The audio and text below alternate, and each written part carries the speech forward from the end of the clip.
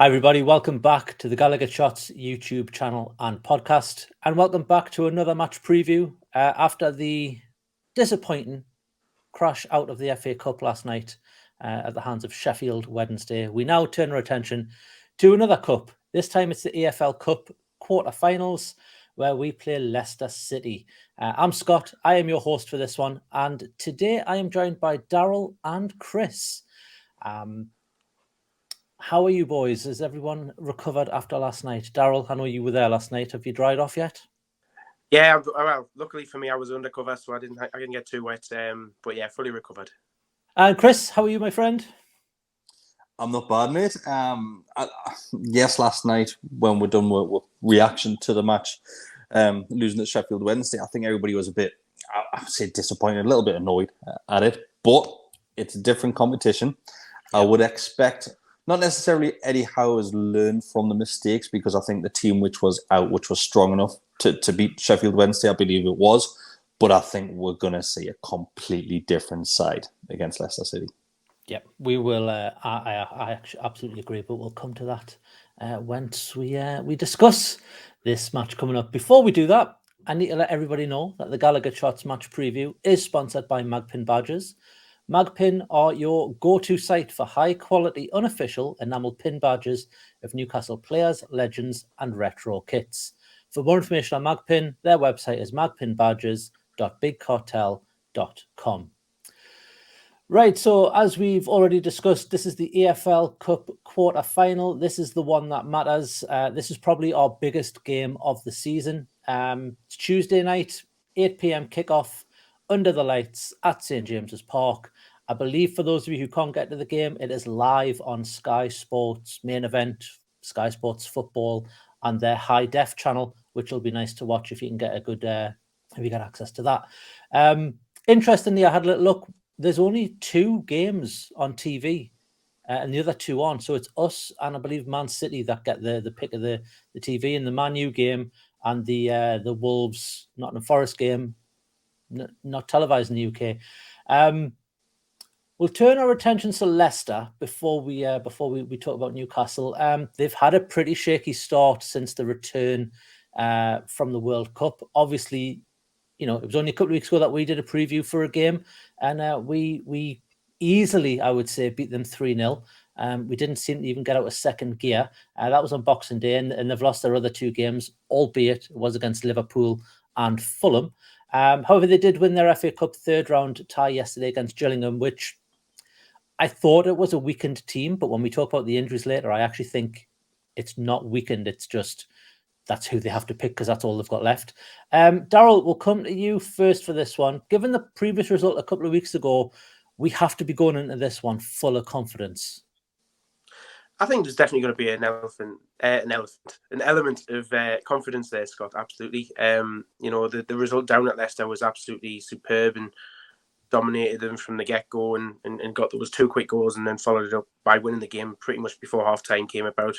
I think the team that we saw on Saturday will be completely different to the one that we'll see on Tuesday. I think it'll probably be as strong as Eddie can go. And I know we'll get onto the team lineups in a little bit, but I think we'll see a completely different side, and it'll be a case of the strongest 11 that will be available to play. So the confidence is definitely going to be high, and you'll be expecting some big performances from some of the bigger players as well. Absolutely. Well, I mentioned the injuries there, Kris. The last time we did a preview, Leicester's injury list was pretty long. It seems to have only gotten longer.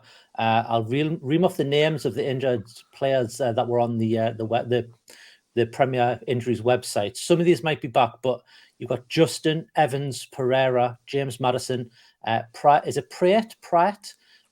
Dewsbury Hall and Bertrand, who are the 2 additions who are quite big additions to that injury list. Do you look at that list and think, yeah, we've definitely got this in the bag? Or do you approach it with some more caution, given what happened yesterday? When Daryl started talking about elephants, I thought we were going to have a conversation about Chris Wood. I think no matter... Let's say if Leicester City had a full-strength squad, I think our squad is good enough no matter what. We saw that just a handful of weeks ago, how well we played against Leicester. I'm just hoping that we don't have any underlying injuries, which we're yet to find out. Eddie Howe's press conference will be coming up, I would imagine Friday. On Monday, sorry. Monday. It's only on a Friday, on Monday. So, I don't know. It was good to see Isak getting a run out. I would like to see him feature against Leicester City at some point. He's not going to get 90 minutes. I think we're all in agreement there. But then you just never know. Callum Wilson, is he going to be fit? Is he going to have some form of illness? We just don't know. And from what we're seeing from Chris Wood, I'm not full of confidence whatsoever. So I don't know. I really don't know. But we should have a strong offside. Of course we should. Yeah, it's interesting. You almost feel like he gave Wilson hope, and well, I think his hand was forced with St. Maximum the day off, in terms of yesterday thinking, I'm going to keep you for this game on Tuesday because it is much more important. And we'll turn our attention to the other fixtures before we talk about Newcastle, but you've got to think, there's 4 games left. It's Man U, Charlton, Nottingham Forest, Wolves, Southampton, Man City, and then us against Leicester. I mean, you look at those teams that are left and, disregarding last night and disregarding what happened yesterday, I think at any of those teams you would take in the next round. Obviously, you would probably like to avoid Man City because they are the big boys, but, we've proven that we can take a game to them and we can get a point from them and, very nearly get a result from them. I think the difference is, Scott, as well, with it being over 2 legs, anything can happen. Exactly. Yeah. Exactly. If you look at those last 4 games, is there a team that stands out that you think, yeah, we'd absolutely want to have them, at St. James's Park for the first leg? Or are you a preference, Daryl, of we'll get our first leg at home, get the first leg away, and then have that second leg at home where, if you need to, you've got a more of a chance to play catch up? Yeah, I mean, in terms of the way the tie will work, that's the big debate, isn't it? Do you want to get somebody at home first and then go away, or do you want to get them away first and then bring them back to St. James's and have the second leg at home? I mean, in terms of the teams that are left, I mean, ideally you'd want Charlton, but you can't see it happening with the way Man United are currently having a bit of a resurgence in form as well. And again, you'd probably want to avoid both Manchester clubs really going into a 2-legged semi-final. And you'd want either, if we were to beat Leicester, you'd want Forest or Wolves, one of those two. Again, I think for me, you'd probably want the first leg to be away, just so you can get that game out of the system. And, you'd want to come out with an away leg with at least a draw.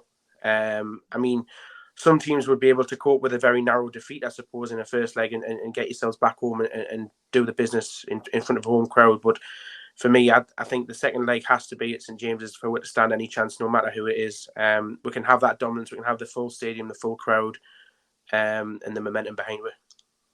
I know. Yeah, I think we might be jumping ahead a bit. Yeah, we're not counting any chickens before the hatch. Yes, absolutely. Yeah, it's not going to be easy. I think Daryl summed it up perfectly. I think let's say if we do progress and we do beat Leicester City, and let's say if we get the worst case scenario, we get Man City. Away game first is crucial in that for me because you know how well we can defend. We've done it all season, the Premier League season. We can happily contain that. Well, it's Man City, it's a different kettle of fish, of course it is. Yeah. But we're confident in our defence and can basically controlling the game. We saw it against Liverpool. We saw it against Arsenal just last week. So we can control the game. And like Daryl said, getting the second leg of this at home with the crowd in St. James's Park is crucial for me, because that's when you go all guns blazing. But obviously we've got the Leicester City game first of all to conquer. Of course, yeah. Like I said, we're not counting any chickens. It's nice to dream as a Newcastle fan because we haven't had any hope for all these years. It's nice to maybe look forward as opposed to looking back. We'll focus on Newcastle moving on. Injuries. Obviously, we've got John Joe Shelvey and Emil Kraft who have been, on that list Kraft has been on all season and John Joe Shelvey's been on for a few weeks. Matty Targett seems to have a heel injury, so he will still be out. Again, not really a first-team player, so, it's a loss, but, you've got every faith in Big Dan Burn there. And then, Daryl, we've got the question about Alan St. Maximum. Obviously, there was a ton of rumours doing the rounds yesterday. We discussed it in the reaction yesterday. It seemed to be just an illness. You'd like to think he might feature against Leicester, whether it's coming off the bench as an impact or he might even get a start. But you'd like to think he would at least, get in that starting squad before anything else. What are your opinions on that? Do you think Eddie Howe will just drop him straight back in? I think he'll certainly feature in the squad. Whether or not Eddie puts him straight in from the start remains to be seen. I suppose it'll depend on how everybody else in the squad's feeling after having to be utilised at the weekend in an attempt to try and rescue the game against Sheffield Wednesday. And I'm pretty sure Eddie didn't want to have to do that, but the situation that we found ourselves in, it was required, and a few of the players came on that he probably didn't want to have to use. In terms of whether or not he is available and whether or not he's recovered from the illness, we have to take his word for it. He's told us on his social media channels that he is ill. So anything that you say otherwise, people have put 2 and 2 together and come up with about 20 odd. In terms of what's been going around. Certainly yesterday afternoon when it was discovered that he wasn't with the squad at the game, it just went haywire, and I'm glad I was quite absent from most of it, just with us driving down for the game. Didn't really get to say much about it. Asked a couple of questions of a few people who I know when I got there to see what was going on. But yeah, so we just had to take Alan's word for it, and with any luck he'll have recovered from his slight illness and be ready and available for selection on Tuesday. The other one I would think about is Fabian Schär, who was also missing from the squad on Saturday. And we know he has an issue with playing a lot of games in a short space of time because he's got a few issues with calves and things like that. And I think his is probably a doubt that I would be more concerned about going into this, because we saw against Sheffield Wednesday that Lascelles and Botman is not the most productive partnership, let's say, at centre-back. And if there's a bit of a selection issue that comes into it, which I know we'll come on to in just a second, regarding Dan Burn, but those players who were missing, like Alan Saint-Maximin, got to trust what he says, and hopefully they're all right to come straight back in. Yeah, you mentioned Isak, Kris. Nice to see him get 45 minutes yesterday. Do you think he gets a bench start on this game, or do you think the same happens, that he gets on the field and then we maybe move him over to the left where he can play, and then you've got Joe Linton who would move into centre with maybe the likes of Bruno, and then between Sean Longstaff and Joe Willock? Or do you keep it as kind of what we've been doing in the league, and then again maybe bring Isak on for the last 20 minutes, 45 minutes, whatever? What would you kind of think would happen here? Obviously we're not trying to predict anything. If Callum Wilson is fit, he starts. Yeah, he's your number 9. He's going to start all day long. My issue is not with Isak, because I think Isak will get minutes. Of course he will. We saw it against Sheffield Wednesday. Obviously he's fit to be featuring, so obviously not fit enough and match ready, as we should say. My issue is Joe Linton and Sean Longstaff have played a lot of minutes recently. Whether Eddie Howe might look at that position to try and switch things up, which that's when Alan Saint-Maximin will come into the mix on that left-hand side. So I think if Saint is over his illness, then I think Saint starts, and I think Joe Linton probably will drop back into that centre midfield role. And I thought he had a great game against Sheffield Wednesday, so he'll just slot back into there, and I would imagine maybe Longstaff will be dropped out of that one. Yeah, you're absolutely right with Joe Linton yesterday. I think he was probably our man of the match, player of the game, as we have to call it now, for all the walk lot. But yeah, it'll be interesting. There's one final player I want to talk about from us, Daryl, and that's Matt Ritchie. He put in a hell of a performance yesterday. Do you think he features in this game on Tuesday, or do you think that was maybe a cameo just to, because other players are being rested? Well, yeah, absolutely right. He did absolutely graft his backside off against Sheffield Wednesday. And my thinking about Matt Ritchie is it depends on how Eddie sets up the centre-backs as well. So if Byrne comes in to replace Lascelles and partner Botman, then who plays at left-back? Because we haven't got a Matty target. And I think we can all agree that Jamal Lewis needs a bit more time and a bit more work on the training field, let's say. Because he didn't have the best game yesterday as we record against Sheffield Wednesday. So he will probably be the option. Having a good game, to be fair. I think one decent performance. So I think what we saw against Sheffield Wednesday, that certain players aren't good enough. Yeah, and absolutely. if they're not good enough against Sheffield Wednesday, we can't put them in against a Premier League opposition. We can't. absolutely. So I think if Richie is going to start, he'll probably be filling in at left back as part of that back four. Yeah, it's interesting. We will see what happens. Obviously, Eddie's press conference will be tomorrow. I would imagine Joe will do a quick fire preview once that happens. So if you're not following us on social media, I'll put a little overlay right now with our Instagram and our TikTok channels. Joe does a great job at doing a little quick fire preview to complement these ones as well as go over Eddie's press conference. So if you don't get to watch those, be sure to have a look at them. They also go on YouTube as shorts as well. So whatever your shorts consumption platform of choices, we have you covered. Before we wrap this one up, we'll obviously do our predictions. Daryl, I'll stick with you to give us your predictions first, mate. What are you going to go for?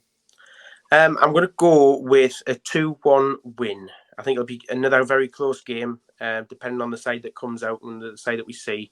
And we know Leicester have got a few injury issues, but they've shown that they can pull a game out and pull a performance out with the squad that's available to them. But I think, as long as everybody remembers the scarves on Tuesday night, I think we'll be able to generate a tremendous atmosphere that will see the boys home. So 2-1. Yeah, I was just about to bring that up as well about the scarves and war flags. They have asked everyone to bring a black and white scarf to wave before kickoff. I think they're looking to replicate the Shearer testimonial where that was a sight to behold. Kris, what is your predictions for this one, mate? I think Eddie Howe's going to go with the strongest side available, like we mentioned throughout this one. You're going to see return of the likes of Pope, Trippier, Fabian Schär. Dan Burn's going to slot back in the left back there. Everybody's going to be available, hopefully. And I think the lads will be annoyed about that performance against Sheffield Wednesday, so I think they'll have a point to prove. And this is a great chance, probably the best chance we've had in a long time to progress. Yep. Like we've mentioned, you've got your two Manchester clubs left, but the way we've been playing in the Premier League, you've got to fancy your chances for this one. So I think it'll be a dominant performance. I think Leicester will come and try and contain, try and sit back, try and frustrate and annoy with, like we've seen from so many teams this season.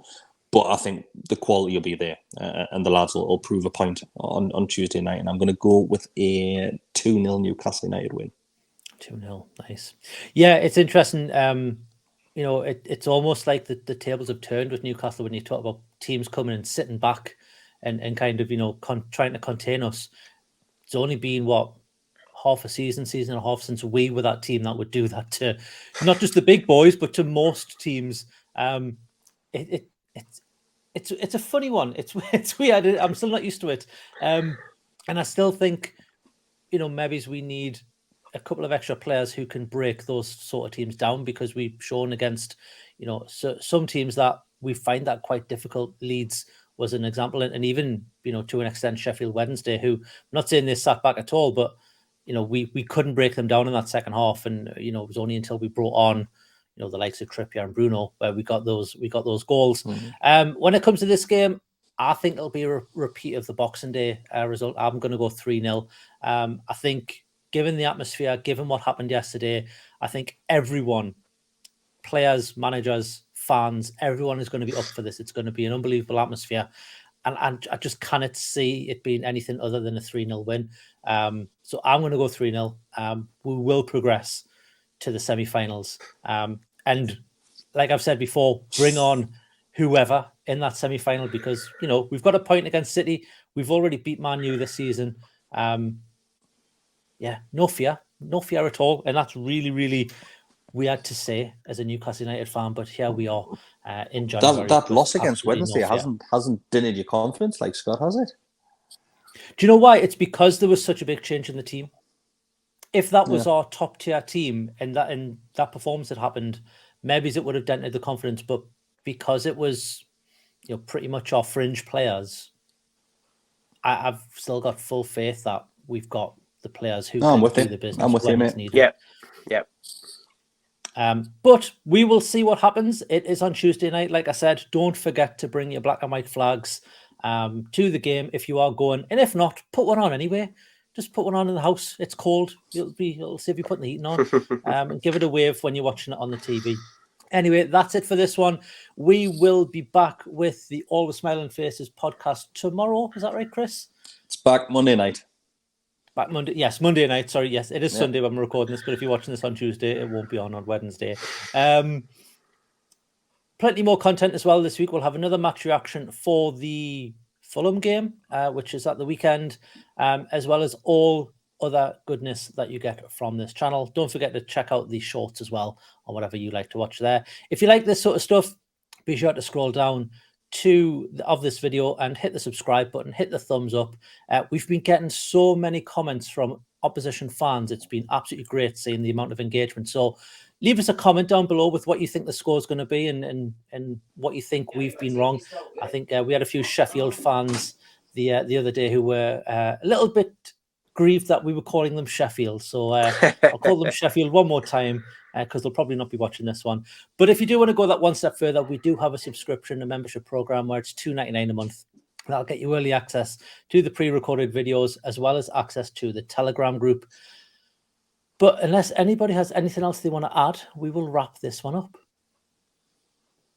Nah, I think we'll do well. I think, like I said, there'll be a point of proof. We'll do well. We'll get through. Then we'll tackle the big boys. Absolutely. Well, everybody have a great match on Tuesday, whether you're attending or watching on TV. I'll be watching from the comfort of my sofa, and we will see you in the next one. Bye, everybody.